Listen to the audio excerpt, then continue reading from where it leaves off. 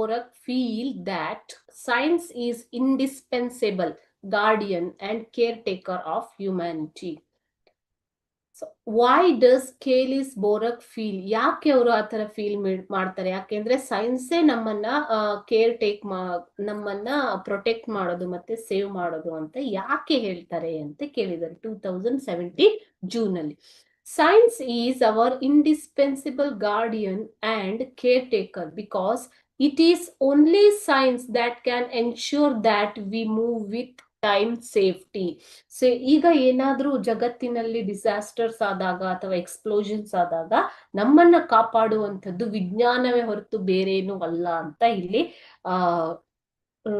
Author ಕೇಲಿಸ್ ಬೋರಕ್ ಅವರು ಹೇಳ್ತಾರೆ. Okay, so ಈ ಸೈನ್ಸ್ ಅನ್ನೋದು, ವಿಜ್ಞಾನ ಅನ್ನೋದು ನಮ್ಮನ್ನ ಗಾರ್ಡಿಯನ್ ಅಂದ್ರೆ ಕಾವಲುಗಾರನ ತರ ಕಾಯುತ್ತೆ. ಓಕೆ, ಗಾರ್ಡಿಯನ್ ಅಂತಂದ್ರೇನು? ಕಾವಲುಗಾರ ತರ ಕಾಯುತ್ತೆ.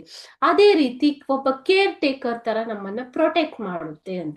When it comes to the question of ensuring that countries that have signed the treaty of not carrying out nuclear explosions to keep their word, it is only science that can differentiate between the tremors caused by nuclear explosions and natural earthquakes.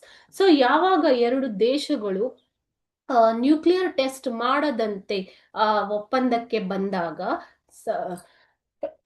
ವಿಜ್ಞಾನವೇ ಆ ಒಂದು ವ್ಯತ್ಯಾಸವನ್ನ ಕಂಡುಹಿಡಿಯಬಹುದು. ಯಾವ ವ್ಯತ್ಯಾಸ ಅಂತ ಅಂದ್ರೆ ಇಲ್ಲಿ ನೋಡಿ ಟ್ರೆಮರ್ ಅಂತ ಕೊಟ್ಟಿದ್ದಾರೆ ಅಲ್ವಾ.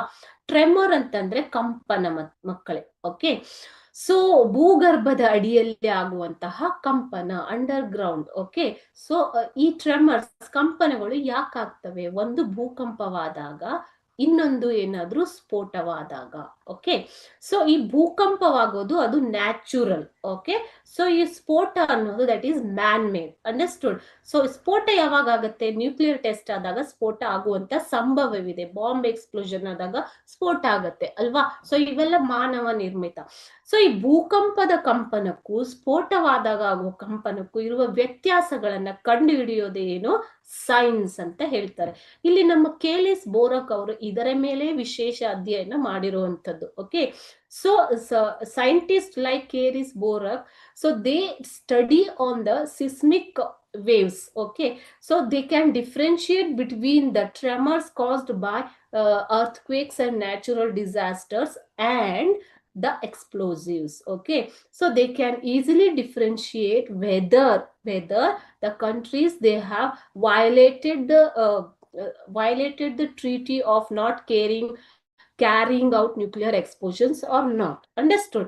So it is the science that can give us new source of energy, ಹೊಸ ಒಂದು ಇಂಧನದ ಮೂಲ, ನ್ಯೂ ಮಿನರಲ್ ಡೆಪಾಸಿಟ್ಸ್, ಖನಿಜಗಳ ಒಂದು ದಾಸ್ತಾನುಗಳನ್ನು ಹುಡುಕಿಕೊಡುವುದು, and efficient defence from terrorism.